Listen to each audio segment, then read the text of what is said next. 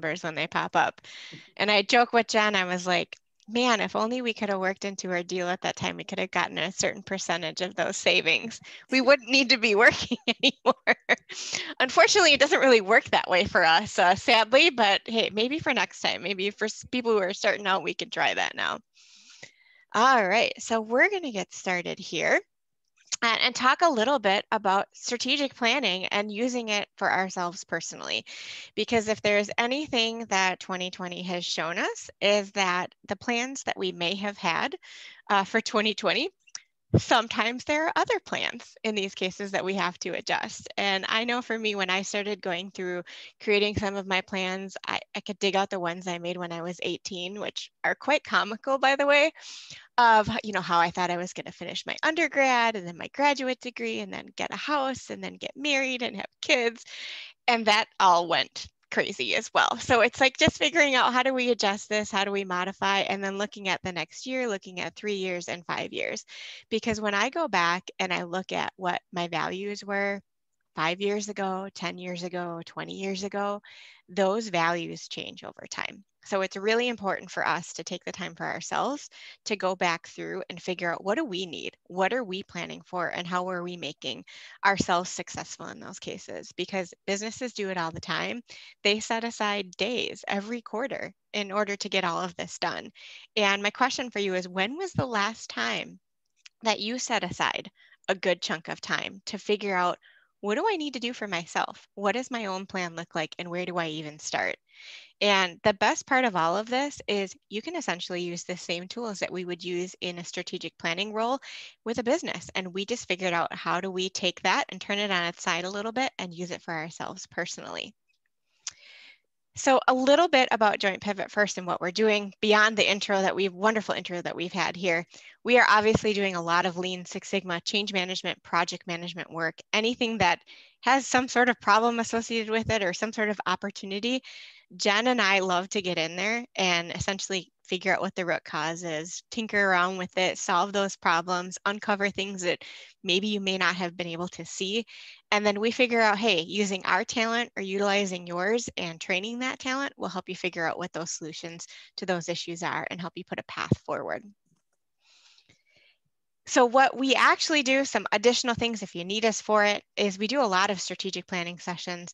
We do a lot of change management, a lot of project management, a lot of executive coaching lately, a lot of personal coaching. I've learned from myself that I first didn't necessarily love coaching, but then I realized, like, all these major athletes and people who were really successful had coaches, not because they were doing something wrong, but because they wanted to get better and great at what they were doing, turning that around. So we've been doing quite a bit of that. Jen and I love to do a lot of teaching. We create a custom curriculum for people to make sure that it matches what we're talking about for the businesses and it matches their cultures as well.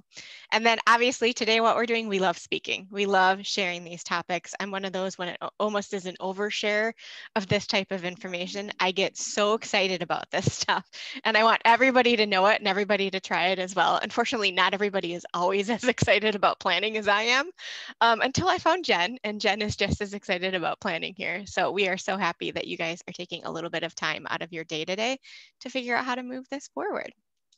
All right, so before we start our here, if you have any questions along the way, Jen and I are both monitoring chat as we go, so feel free to throw your questions in chat, or if you're brave, take yourself off mute and just jump on in and ask us questions, and we are here to help answer them. All right, so today we are going to, one, understand really why and how we implement the process of what we use as Hoshin Kanri to help us understand and build out our own personal plan. We'll help you figure out ways to identify what your own values are, what your goals are, and what your gaps might be. How do you break those apart and what's really meaningful to you? And then hopefully at the end of today, you can walk away with some tips to go through and create your own personal plan. You'll have some confidence on how to do that and have a set process on how you can move forward. And I promise it's not really difficult. It is 4 steps. And my rule is, if I can count it on one hand, it's easy enough to do. So 4 steps, it'll be easy for us to get done here. All right. So what actually is Hoshin Kanri? So Hoshin Kanri is one of our terms that we use, meaning shiny metal compass pointing in one direction, and the Kanri aspect of that means management. So essentially it just means that we are aligning an organization, or in this case, maybe ourselves, towards that single goal. So if you can ever think about a time where you were sitting down and you had so much stuff sitting in front of you and you didn't know what to work on next, and you just have this overwhelming list sitting in front of you where you're like, do I start with this? Do I start with that? Do I go here? Do I go to this class today? And sometimes you just get paralyzed because you don't know what to do. And Hoshin Kanri can come in there and help you understand, what do you actually need to get done? What's important, and how does that move you towards that single goal? So our discipline of Hoshin Kanri is really helping us understand, whether it's from a business perspective or from a personal perspective, what is the shared goal we are all working towards? And I can tell you, even though it is a personal plan for me that I'm working on, it's interesting because I've been able to explain it to my husband, I've been able to explain it to my friends, and they understand what my goals are too, so that my husband can help me or help support me in my goals and understand what's important to me and maybe what's not important to me, and where my goals might align with him. So while it is a personal plan for me, it's something that does help communicate to all leaders, or in this case, all people in our family, so that they understand as well. It does involve leaders and employees in planning and achieving those goals. And I joke, sometimes I call my husband the shipping manager of JointPivot, technically an employee, I guess, that in those cases, he's involved in setting our goals too, to make sure that they are aligned with what his ideals are as well. It also does help hold me accountable for achieving my part of the plan, and my husband achieving his part of the plan. And for Jen, achieving her part of the plan as well, because she's in my goals for 2020 as well. I was just going to, he's not just a volunteer. Yeah, he's not, well, I joke. I made him these little Monopoly money called JP bucks. So they're little JointPivot bucks. So he gets paid in those. He tried to pay me a JointPivot buck the other day when I gave him my haircut, and I gave it back to him. So he wants to know when his next raise is. But Pullovers, yeah, swag. exactly. Yeah. So I love using Hoshin Kanri. It's also called the X-Matrix if you hear people talking about it. Or for me, I worked in an organization that didn't love any of the lean words, any of the Japanese words, any of the buzzwords at the time. So I said, all right, it's just a pinwheel. It is just a pinwheel, and that is really because it's based on how you turn it as you go through. It really does look like a pinwheel in these cases. So I am a big fan of pureeing the vegetables with a lot of our leaders and people who work around us, that if they don't want to do lean, if they don't want to do project management or strategic planning because it's too clicky or buzzy, I just puree it into manageable chunks that they don't even know that they're doing it. I change the words around and we figure out how to make it work. So for all intents and purposes, in this case, we are calling it our pinwheel as we work through. It's our kind of our personal pinwheel to move forward. So just a little bit of a view as we look at the path for strategic planning. If you are in a business, typically the way that you would go about this is you start up top with whatever the mission is for the business. And based on that mission, it's usually like a 5-year or a 10-year, it's set by our senior managers, and then it flows down into our strategies and our objectives. And typically those strategies and objectives are assigned out to our middle leaders, and they have to come up with 3 to 5 year plans in order to get there, which they take those 3 to 5 year plans and they give them to each of the teams and functions and ask them to set the 1-year goals and the action items associated with it. Now, I wish strategic planning was as easy as this diagram. Unfortunately, there's a lot of work that goes into it. This makes it look really simple. It's not as simple as this. One of my clients is mission. Yes. Nothing. So that's not helpful. So this is a cool layout of how to, if we could apply it at work, right, for the companies who need it, but applying it to your own world, so you can take it back to work and say, hey, have you ever thought about this? Yes. So absolutely. Yeah. I was going to say, a plan is nothing when you don't have any details under it. It's one thing to come up with your own goals out there, but if you don't have any steps you need to take on how to achieve it, you never know how to get there, and you never know if you are there in those cases. So how do we do this personally? So it's the same path. It's continual. We start off with your own values that you have personally. Then you go into your goals, and then you go into your action items, and then you define your metrics, and then we defined our timing. So 5 steps in those cases when you add in timing. The only hard part with this is you don't have anybody to delegate it to. This is all you. So while in a business world, you can go through and you can delegate all these pieces out to middle leaders, and you can to have them go off on their own retreat and spend a day or two on it and come back and report back.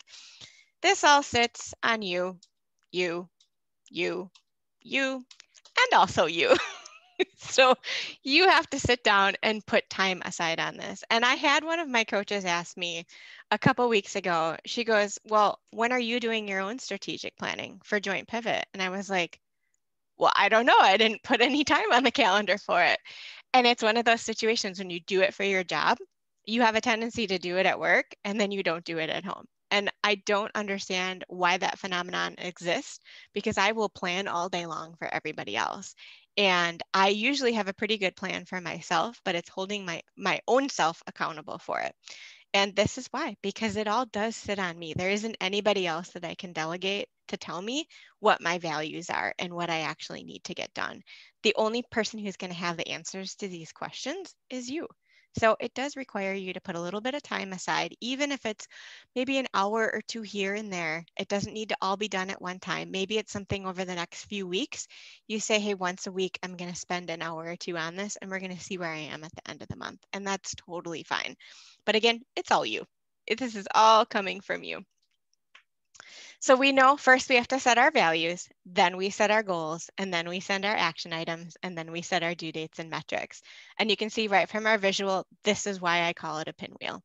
It looks 100% like a pinwheel in these cases. It's easier for my mind to wrap around. And we always know that pinwheels look prettiest when they're blowing in the wind. So as we can go through and put our strategies together, we know that we will be pretty when everything is running in sync in those cases, and we know we're going to get to where we need to go. So I said there were 4 easy steps for this, and these are the basic steps that we talk through, and you'll see these a couple times through the next 45 minutes here, is talking about step 1, identify and fill in what your core values are. And we have to start at the top to understand, hey, where do we want to be in 1 year, 3 year, 5 year? What is something that is important to us? Then we go through and we identify our yearly goals, and we'll talk about how we create those relationship boxes. Then we'll talk about the action items that we actually need to get done. So those are the tactical things that we complete. And that's sometimes where people run into a little bit of a difference, is what's the difference between a goal and an action item. And a goal is something out there that you know when you're done, you know it's achieved, and it's going to help you get to your core values. Your action items are going to be those tangible things that are going to help you get your goal completed. So I always like looking at this for some reason in a weight loss world. My goals might be to lose 10 pounds, but my action items are to eat better, to exercise 30 minutes every day, to maybe find a love for running again. Who knows what that is? And then step 4 is to assign metrics, targets, and due dates. And I'm one of those who absolutely needs the metrics and the targets so that I know that I'm on track. The last thing that you want to do is only wait until the end of the year to find out if you met your target or not. You want some leading indicators along the way that help you understand if you're making progress towards getting there. Just play more golf, Julie. I know. Hey, you'll see that coming up here. That may or may not have been on my goals for 2020.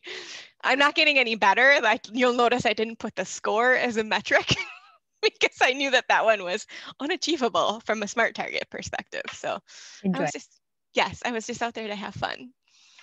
All right. So this is what a X-Matrix looks like in practice. So this is just a sample one out there, and just wanted to point out a few words and verbs as we kind of go through this, so you understand where we're coming from our perspective when we use some of this terminology.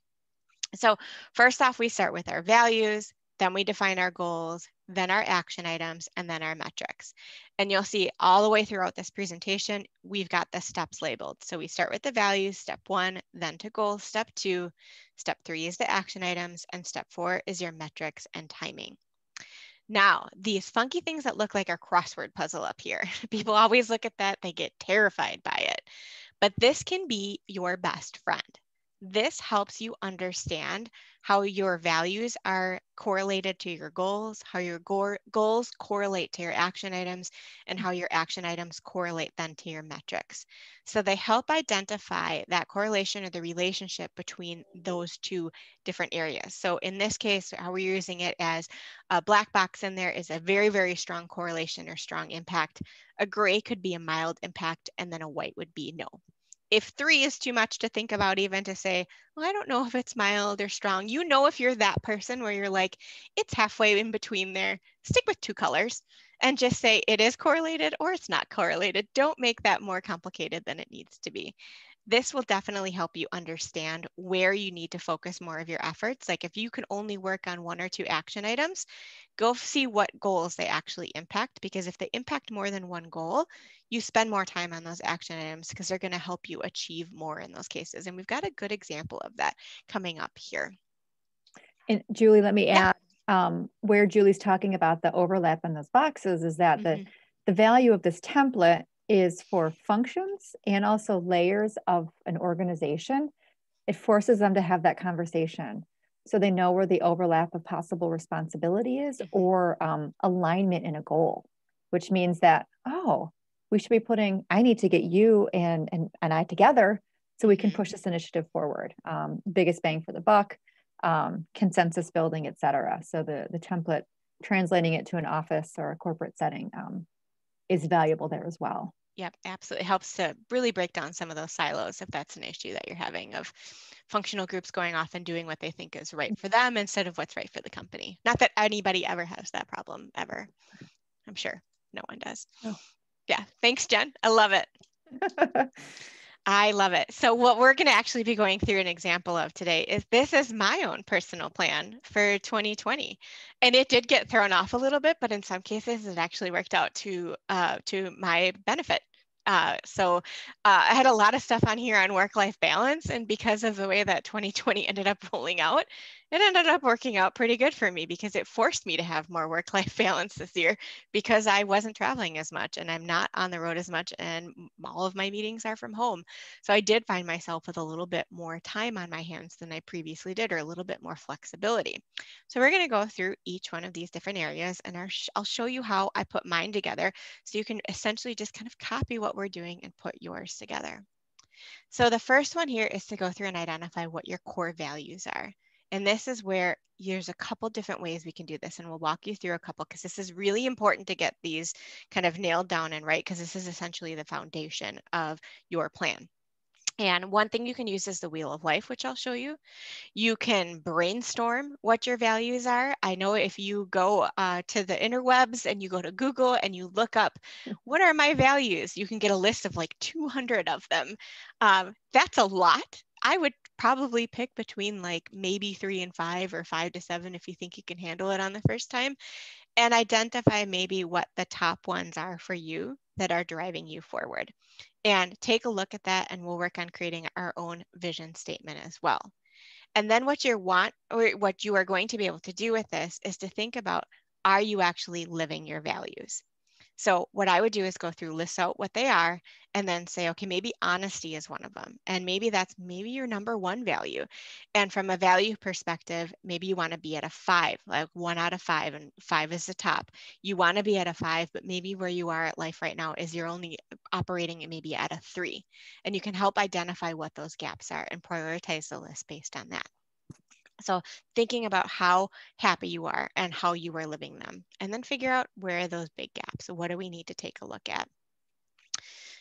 So this is a wheel of life that we have out here, and this will be in a presentation. We'll be sharing a sample before we do leave today. I saw that question pop up there.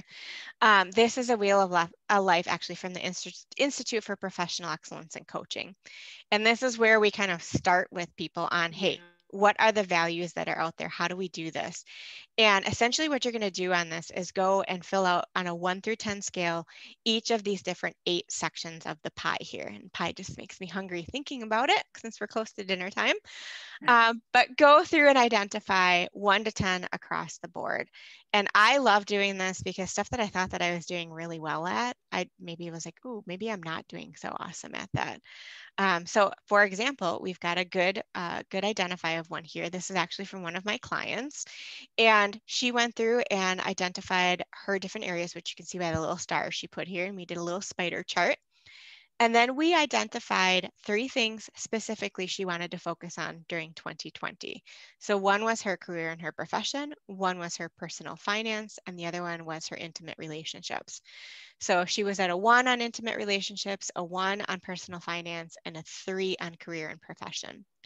And we talked about where does she want to be at the end of 2020. And she put some goals out there to try and get to a 6 in career and profession, a 5 in personal finance, and a 5 in her intimate relationship. So we started off with those as the values that she was looking for and helped to put together some specific value statements around moving her numbers. So for example, her career and profession was pretty simple for that one to say, hey, I want to move my score on the wheel of life from a 3 to a 6. And what that means to me and what that looks like is X. And that is the big question that you're going to ask yourself when you're thinking about the values that you have is what does that value look like? And how am I living that value? How do I want that to look? Hey, Julie. Yes. How long did this take your individuals to take this? Is it 5 minutes? Is it 20? I just want to gauge, like, is it something you're never going to attack because it's going to take an hour or 2? No, it's super simple. We did this in about 10 minutes in our first coaching call to do the first wheel of life. And then you'll see in the second slide here, each of those slices of pie has its own wheel. So we broke down then and said, okay, the finance wheel, which of these areas do you need the help with to help her par down what she needed to work on? Because sometimes when we look at this, just to say finance, we're like, okay, what part of finance? I don't even know where to start when it comes to finance. So when we dug into this, we specifically dug into budgeting and financial planning. Like those were the 2 areas that she specifically wanted to work on. So over the time period of about 10 minutes to fill out the initial wheel, and then it was about 5 minutes each of the different subsets of these wheels to go through and identify very specific details on those finance wheels where we could start putting together some of those values and goals. So it was not too bad at all. Good question. Mm-hmm. Yeah. It's just a matter of figuring out ways that, and you know me, I love to make things less complicated and less scary. And I do that by process, which most people probably would find scary, but I do find like leading people through this type of process provides comfort because everybody wants to know what to do. They want you to tell them what to do. Now, I can't tell you what your values are, but I can help facilitate you through the process and make that easier for you. Yep. All right. The other component of what you can do is what we call a vision and capability statement. And we're just going to take a quick stab at this one across the board because sometimes this works, sometimes it doesn't, but you might be able to find some gold on this one. And what we're all going to do, if you've got a piece of paper sitting in front of you, just humor me. You don't have to come up with 3 things for each column, but we're going to walk through this. So the first thing I need you to do is list 3 things that you want the most out of your life. So at your core, what do you really want personally, professionally, emotionally out of life? So I'll give you about 10 seconds here. If you come up with 1, that's fine. You'll get this, so you can keep filling it in.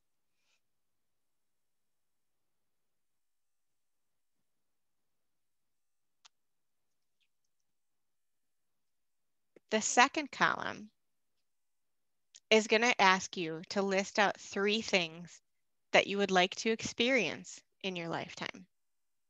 So what would you like to see happen globally, locally, or in any other aspect of your life?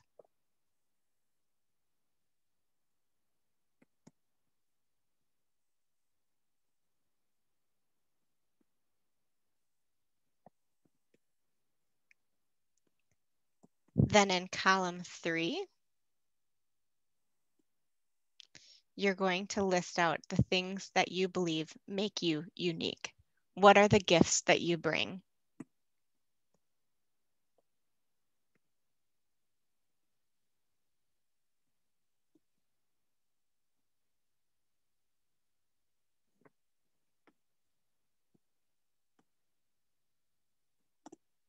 And then the last column is list at least, or one or two at this point, improvements or positive actions that you can undertake in your life over the next, let's say, 6 months. And you're going to start them with, I can do whatever the action is.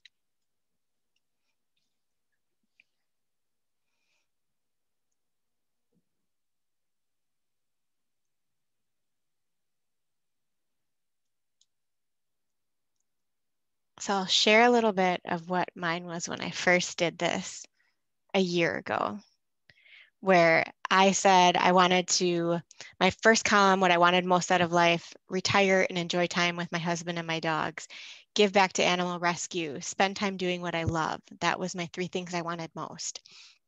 3 things I would love to experience in my lifetime would be that no dogs would need rescue anymore because people wouldn't be given up. There would be spay-neuter programs, all sorts of fun stuff.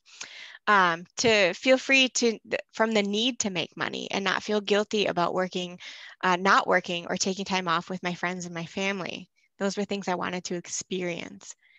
3 things that I believed made me unique were my organizational and planning skills, my never-ending persistence, and the ability to make the complex more simple. And then the 3 improvements or positive actions. I knew I could volunteer at the Humane Society. I knew I could focus my efforts on jobs and clients that I love, and that I wasn't going to take jobs just to make money, and I was going to build flexible time into my own calendar. So what I did with those then, and this is what I'd like you to do with what you wrote down, and obviously you can spend more time on this outside of the webinar here today, is to take this information and build out a statement. And you're going to go backwards. And I'm going to start with the I can volunteer with the Humane Society using my organizational and planning skills to experience, hopefully at some point, that no dogs would ever need rescue again, giving me the opportunity to spend my time working and doing what I love and helping others. And that was a fantastic vision and capability statement for me that absolutely made something. So they may not go in order. They may look a little bit weird as you go through in this case, but you'll find some common threads of how you can actually achieve some of these values. It was really cool once I started to build into this. This is also a fantastic tool to help figure out what your vision and capability statement might be for, let's say, a company that you're interviewing for.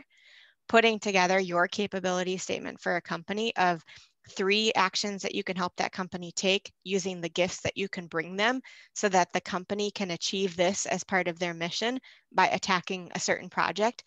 It's amazing when you can put that capability statement and put that in front of a prospective new leader or hiring leader or recruiter to be able to build something like this out. And Jen, I know you did a little bit of your own. Do you want to share yours?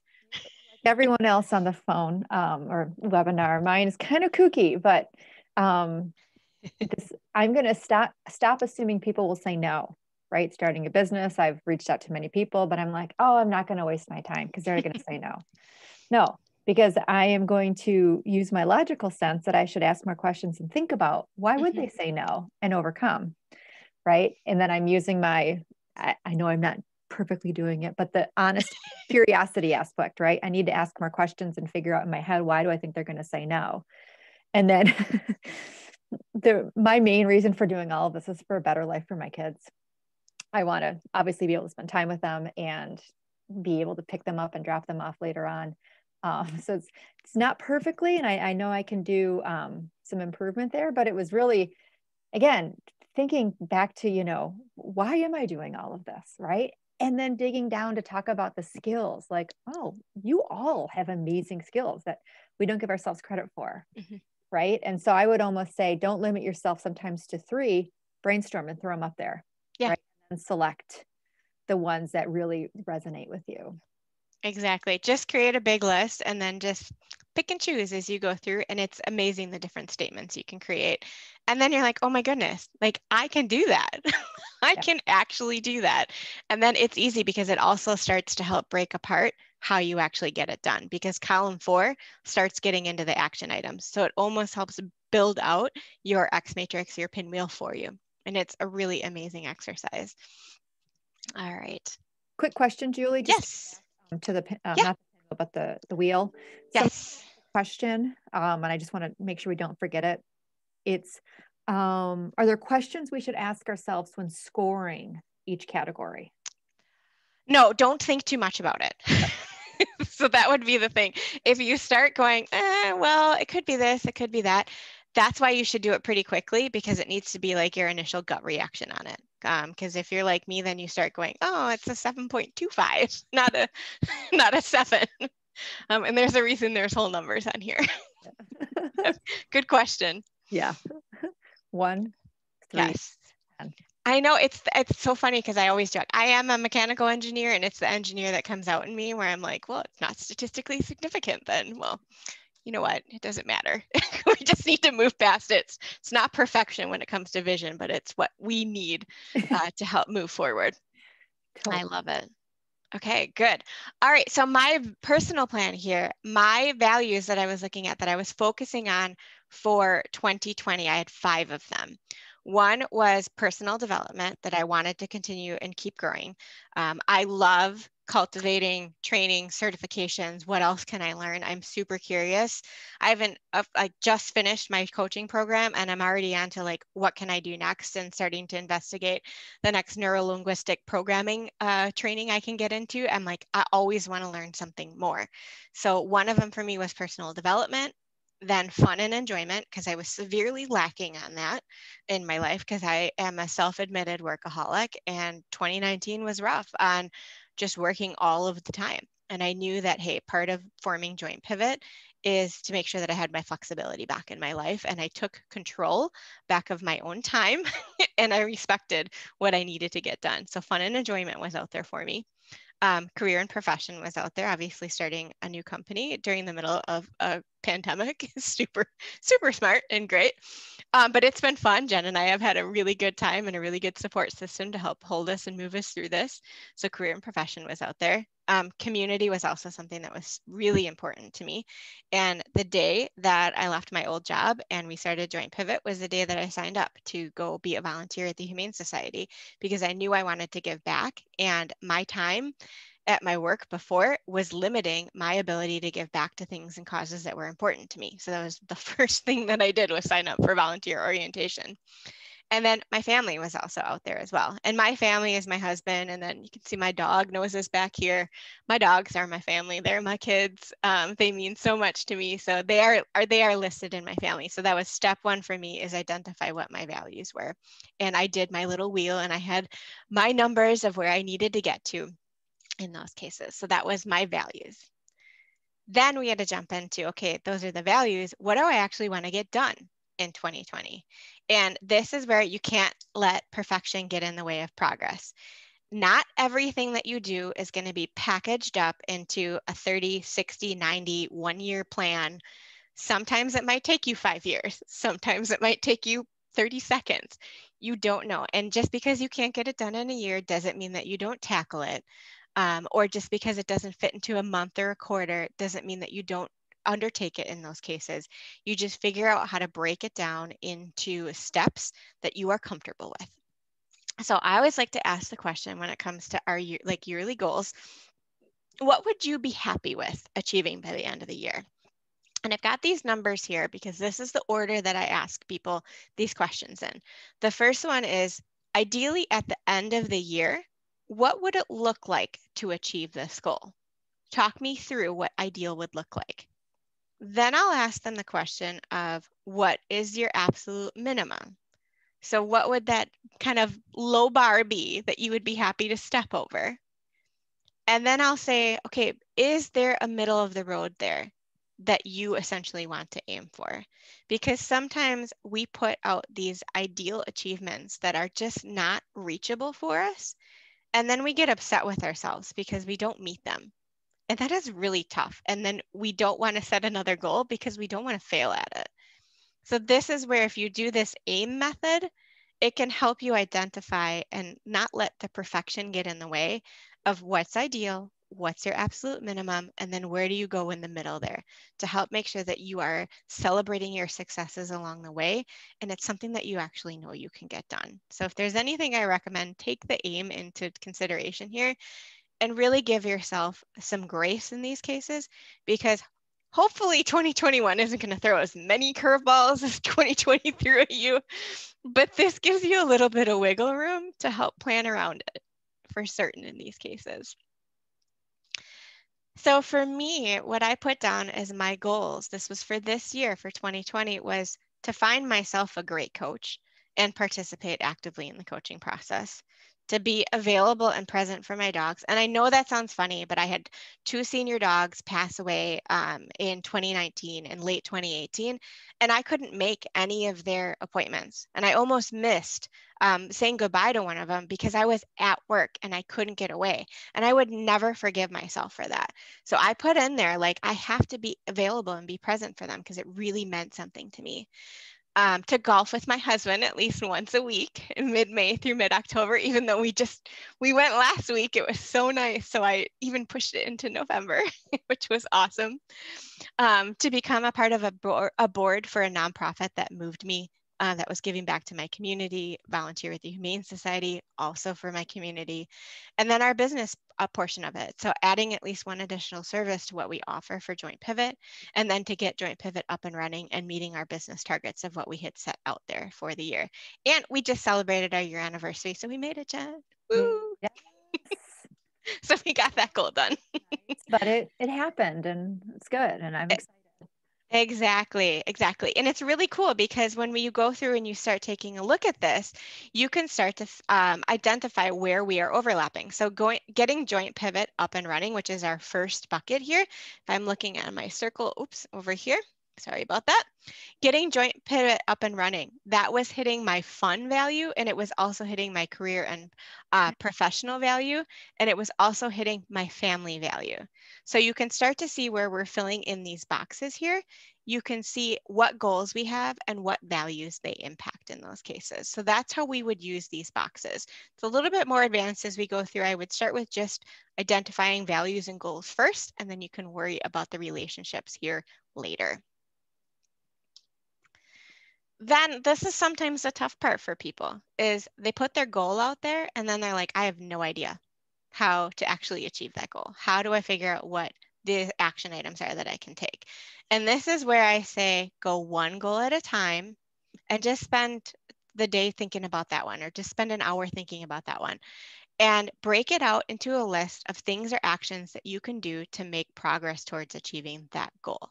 So when you think about, like, let's say I wanted to improve my golf game, which it's too frustrating to try and figure that out right now. But let's say that I did, that some of my actions maybe for my 2021 plan could be to find a golf coach and make some appointments with them. It might be that instead of going out and playing every week, that maybe once a week I just go to the range. So these are all different actions that I can take that can help me achieve that goal of lowering my score by the end of the year. So it's just kind of brainstorming and throwing around a bunch of ideas. I have stickies everywhere in my life of just like throwing action items around. This is a fantastic exercise to use those of, okay, what are the things that I can do to help me reach this goal? Those things, or those little actions, turn into the manageable buckets of work that will help you complete that goal moving forward. So just sit down, get some headspace, make a little time for yourself, and think about those things that you can do. So I'll show you our example here. When it came down to putting together action items for my personal plan, I knew that in order to achieve my 24 hours of volunteering at the Humane Society, I needed to work what they called the Love Train here in Huron Valley Humane Society at least once a month. And I was telling Jen this morning, I hit 40 hours as of last night. I volunteered on that Love Train. So I crushed that goal by working Love Train, which I didn't think I would because they were restricting volunteers. So I doubled up to twice a month for the last few months to make sure that I was reaching that goal, which was good. And the big plus for me is I did not come home with an extra puppy. So that was another goal that I had. Is that on here somewhere? No, it should have been, because that's a hard one because they're all so cute. Exactly. So that was an action that I had. I knew if I was ticking that one off, I was going to be able to reach my goal and then ultimately have an impact on my values. We have developed a webinar series for JointPivot. Jen and I have 10 of them a year. We're putting together our calendar. We skip July and December, since there's so many people out usually during those times, but that was an action item we took. Completing my coaching certification was an action. In order to figure out what nonprofits I wanted to be more involved in, was to reach out to at least 5 so that I could understand more about how they worked and understanding the board selection process. I knew I had to block off 1 2-hour morning slot and 1 2-hour evening slot on my calendar to go play 9 holes of golf with my husband.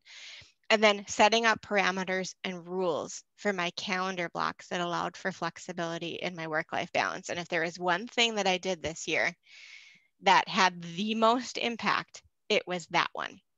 And I held myself to it, and I would not allow myself to block over the top of them, that these were things that were important to me, and I needed to put myself first in 2020 and be able to push that forward. So if that is something that you are struggling with on work-life balance and finding this time and making this space to do what you need to do to be successful, that is one thing I can recommend on making sure that you're putting that out there and you're holding yourself to it. And have an accountability buddy that makes sure that you're not booking over that time. Like Jen, she's good at making sure I don't give my time up to people. Well, and I kudos to Julie, because she is someone who is on vacation and she worked, and this year she did a fantastic job. And I didn't. her own mental mindset, right? And it's hard, right? When you have deadlines and things to do, but setting expectations up front, right? Writing them down, communicating them, right? Can let those around you know that this is going to happen.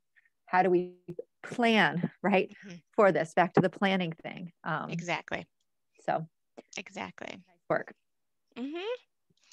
So to show you a little bit about how this all works, then this kind of looks like a little bit of a spaghetti chart here. But if you take a look at your goals and your actions, so let's say you're somebody like me where you're like, oh my gosh, I don't know what to work on first, or I don't know from a priority perspective what actually means the most.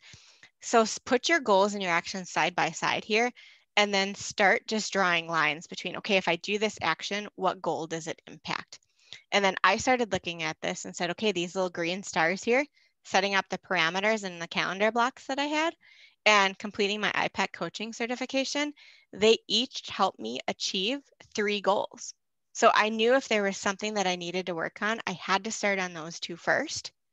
And then I could kind of go through and pick the next ones and the next ones. So I figured out which ones impacted 3 goals first, then 2 goals, and then 1 goal. So if I knew that there was something that had to slide, it helped me prioritize instead of my heart trying to tell me you should just go do this one because that's more fun.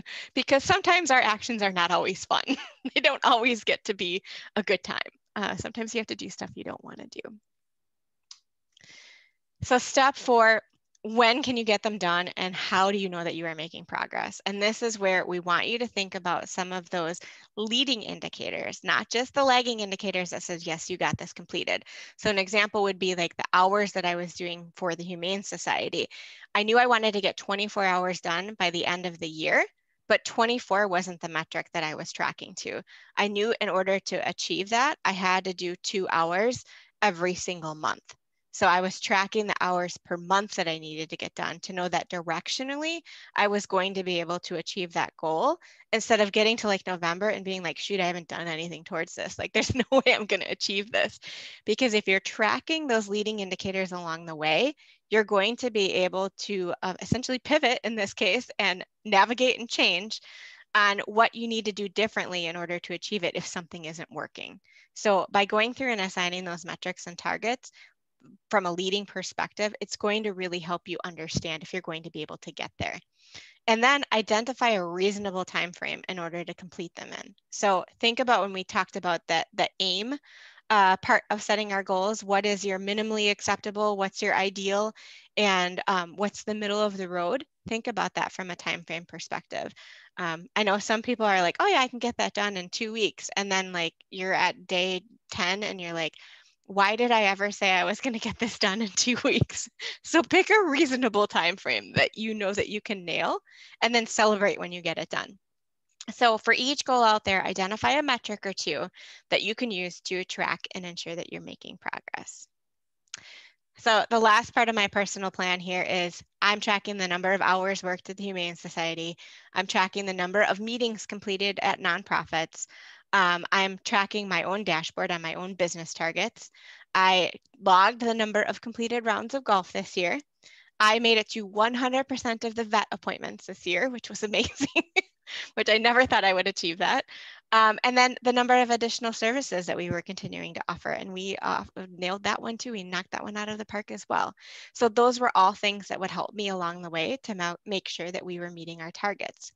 The other thing that I added in here over here is the different quarters that we were going to be working on these things. So remember when I said it doesn't always fit into like a 1 month or 6 month package, we identified, hey, for these action items that we have up here, when are we going to be working on them? So the golf is a great example that I know I'm only going to be working on that during Q2 and Q3 of 2020.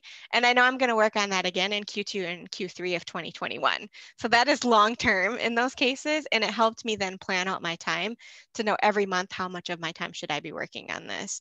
And I will tell you, I did go back into my calendar and start adding in blocks of time to work on these action items like I would a normal meeting, because it's a commitment I'm making to myself the same way I would make a commitment to another client. So I made myself a meeting for it and said, okay, these are the times I'm going to be working on my coaching certification. This is the time that I'm going to be golfing. This is the time where I'm volunteering at the Humane Society. And I put them on the calendar like a meeting I would for anybody else. Mm-hmm. So like I said, 4 basic steps, 5 if you start talking about the due dates. Identify and fill in your core values, get to your yearly goals, figure out what you want to be able to complete, break those down into manageable action items, and then assign your metrics, targets, and then your due dates. This is essentially your own business strategy for your life. This is no different than what we do for businesses, except this is all for you. And we can facilitate you guys through the process, but all of the good stuff, all of the information, all of your own goals, all of your own metrics, you have all of that already. It's just kind of following these steps to get yourself into that pace. And so, Julie, go ahead, Jen. Yeah. Real quick. Yeah. Yes, it seems daunting, and that's a lot, right? But also recognize that we're already doing this stuff, right? Yeah. Some of us, we already have development plan, or we're doing things that we don't even recognize. We are volunteering. We are, picking our kids up. We're all doing these things. So this is another chance to actually reflect on what you've accomplished, right? As a baseline or current state. And then you can build upon it to set maybe an increased challenge. I want to join a board. I want to add a new skill. I want to save more at work. I don't know, but think about it as you, it's not like you're starting from scratch here. No. You're really, taking a chance to document stuff you've already done, and then adding on to that. So don't be daunted. It seems like, but it's not scary. It doesn't have to be scary. Exactly. Good point. So just a few things before we finish up here. I did put the personal planning matrix as a PDF into the chat, so you can download it right from there. I will get a copy of the presentation as well and throw it in there, as well as Jen and I, our contact information, because we would love for you guys to email us, connect with us on LinkedIn. We can help you out with this stuff. If you want facilitation help on this, because it's our anniversary, we are actually running a couple specials. One is actually that pivot plan. So doing this work for you in 2 1-hour sessions to build you out your own 6 to 12 month plan. So if it's something that you do think you want help with, that you don't want to do it yourself, give us a call. We're happy to help you out with that. And as Jen had said before, we've got our own webinar coming up. Jen's going to be speaking next week on planning, the good, the bad, and the ugly of why we need it, why we avoid it, every excuse we can figure out not to plan in some of these cases. Feel free to sign up for that. I'll put the link in chat as well. It'll take you right to the webinar page to sign up for that. So before we end here, this is our contact information for Jen and I. I'll throw it in the chat as well. But thank you so much for having us. Kudos to you guys for taking the space and the time for a little development for yourself on putting together some of these plans. And I can't wait to hear and see what you guys are doing with this. And I hope you guys found it really helpful. And let me know if you've got any questions. Awesome. Awesome. Thank you so much, Julie and Jen. And I mean, I've been madly writing notes. I'm so glad you did include your plan, your template, and your contact information. I think there's so many things I personally am taking away from this, but again, I think it's prioritizing ourselves, and I love the emphasis on you. You've got to do this. You've got to. And so many times we put ourselves at the bottom of the priority list, and just to approach ourselves the way we do our businesses, and give ourselves as much time. That's the challenge, but thank you so much. I can't wait to start implementing these things and putting aside time to make myself go through it. And I know all of us here on the webinar, on the call, are feeling the same way. So thank you so much. Appreciate it. Can't wait to incorporate these tools and tips. Wonderful. And probably we'll be calling for help. Call us anytime, except for those time I'm blocking off or I'm golfing. So no. Oh yeah, well, hey, I hear that too. Yeah, I'll do the same thing. Well, now I know we have a little bit of a tight schedule to adhere to this afternoon, so we'll move on to the next part of today's presentation, or today's virtual happy hour. I'd like to turn the mic over to our co-chair of the AWF Scholarship Committee, Miss Ashley Camley from Leggett & Platt Automotive, to announce the recipients for 3 more AWF scholarships. So take it away, Ashley. Thank you, Sherry. Jane Bishop, my scholarship co-chair, and I, along with the board, are proud to announce our 3 recipients for November 2020, each receiving $2,500 educational scholarships, with gratitude of support from our sponsors.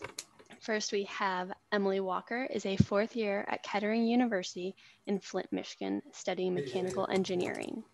She started out as a child helping her father restore classic cars, and in high school joined First Robotics.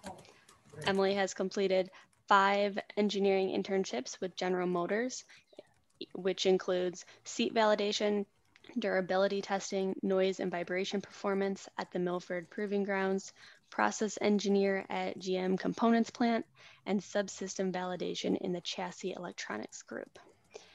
Emily is involved with student government, and she volunteers locally through her fraternity Alpha Phi Omega. She is a 3-time scholarship recipient of AWF, and her hometown is Lake Orion, Michigan. Emily's scholarship is sponsored by Forcia, and we have Natalie Chippett from Forcia with us today to say a few words. Hello, and congratulations, Emily. I'm honored to be here this afternoon and to present the scholarship on behalf of Forcia. And I'm so thankful to be a part of an organization like Forcia who values education and the advancement of women in the automotive industry, in part by being a horsepower sponsor of AWAF since 2014. We look forward to continuing this relationship and continue the support of education of automotive women. Cheers to Emily Walker, all the best, and thank you. Thanks, Natalie. I would also like to give a moment to Emily to speak, as she's with us as well today. Awesome. Yes, thank you. Can you hear me all right? Yes, we can. Okay, just making sure. Thank you very much. I've loved listening to you speak today as well. This was very empowering and very educational. I liked it. And thank you for the scholarship. I absolutely love AWAF, and I am incredibly grateful to be a member. And I'm so glad that I discovered you guys my freshman year at Kettering, and I'm a junior now, and I plan on staying continuously involved throughout my college experience and continuing on after I graduate. I was part of the mentor-mentee program this past summer, and my mentor was Jane Bishop, and she has sparked my love for AWAF as well. So I see myself continuing to be a role within the organization. So thank you. Awesome, we love that. Next, we have Sloan Miller. She is an incoming freshman at North Carolina A&T State University in Greensboro, North Carolina, pursuing a bachelor's in computer science. Sloan took part in Girls Who Code and quickly grew an interest in programming for automotive safety systems. Sloan's father taught her about the importance of vehicle sensors while they worked on his 1996 Impala SS. Sloan continues to volunteer with Girls Who Code and is a member of her high school robotics team. She is also the founder and instructor for Kid Tech Express, an organization focused on teaching children about coding and computer literacy. Sloan's hometown is Brahel, Washington, and her scholarship is sponsored by Leg and Platt Automotive. So on behalf of Leg and Platt Automotive, I would like to say congratulations, Sloan. We are fortunate to have an ongoing involvement and relationship with AWAF, an organization with such passion and drive to leave a mark on the automotive industry. We are proud of the community and opportunity AWAF has created for females in automotive and recipients such as Sloan. We know she will leave a lasting impression on any automotive company she works with. And our third scholarship today is being given to Antonia Chin.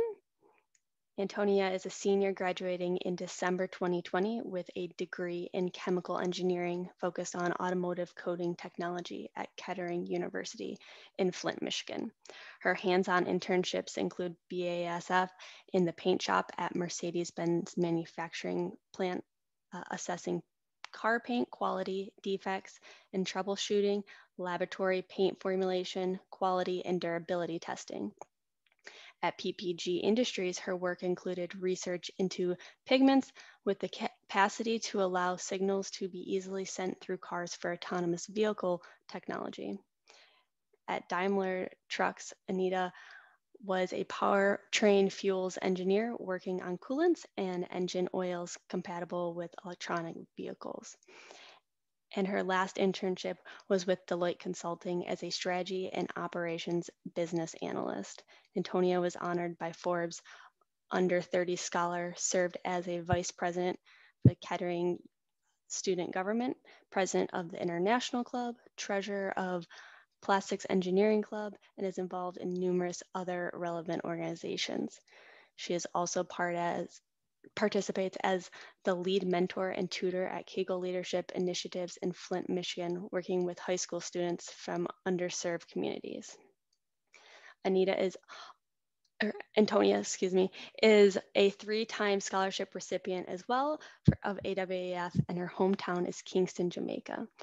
Antonia's scholarship is provided by the Maureen LaFontaine Legacy Scholarship. And we also have Antonia on with us this afternoon, and I'd like to give her an opportunity to say a couple words as well. Hi, everyone. First of all, I just want to say thank you so much to the Maureen LaFontaine Legacy Scholarship Committee. I am truly blessed to be the recipient of this award commemorating this pioneering woman in the automotive industry. And I just want to say thank you again to AWAF. You really made completing my degree possible. I'm going to be done in December, and I can say that I wouldn't have done it without the help of AWAF. And also, I have a very special relationship with AWAF because my first sponsor for the first 2 times was Deloitte. And I actually have a returning offer to the firm where I'll be starting full-time as a business analyst. So I'm truly grateful for AWAF over the years. And I know that I'll continue to be a leading woman in automotive industry. Thank you. Awesome to see this come full circle for you too. And that will conclude our scholarship presentation. Awesome. Well, thank you so much, Ashley and Jane Bishop and the whole scholarship committee on AWAF. As we always say when we hear these awards given and all the details about these recipients, phenomenal young women, and we know the industry is in good hands. We are so happy, especially in these challenging times, to continue to support our future industry leaders. So thank you so much. And just a couple of things before we turn you loose this evening. You will be receiving a session evaluation in the email for today's session. And we really would appreciate if you would complete that at your earliest convenience. We do value your feedback. We do value your comments, and we're continually striving to provide both professional development opportunities as well as programming sessions that are going to be valuable, will be relevant, and certainly we're looking to continue to do that into 2021 and beyond. So please do complete those evaluations. And also, please do mark your calendars coming up Wednesday, December 2nd, and I think registration is open. You may have received emails already for that, but we have our annual holiday celebration. And of course, it'll be virtual this year. And thankfully, and we're so appreciative, Ford WebEx is going to be bringing that to us. It's going to be from 6 until 9 on the 2nd of December. We're going to kick off the holiday season. We're going to celebrate. Even though it's been a challenging year, it's been a rewarding one for AWAF. And our speaker for the evening is going to be the fabulous Miss Lisa Drake, who is COO for North America for Ford Motor Company. And in addition to hearing from Ms. Drake, we're going to have opportunities to network with some of our wonderful sponsors. And we'll also be announcing 5 new recipients for AWAF scholarships. And that's going to push us very close to that $500,000 mark for scholarships awarded since 2001. So just a fabulous time to celebrate. And in addition, we'll be naming the recipients for the 2nd annual AWAF Achievement Awards. And we're going to have one for industry achievement, one for emerging leaders, and one for change champions. So again, you do not want to miss it. This is going to fill up fast. There's going to be limited spots, so get your registrations in. And so on behalf of our AWF board and EAC, again, thank you so much to Jen and Julie. Thank you to Ashley and the scholarship committee, and to Sia and to Leggett for your wonderful sponsorship, the LaFontaine family for their wonderful sponsorship for our scholarship winners. And take care.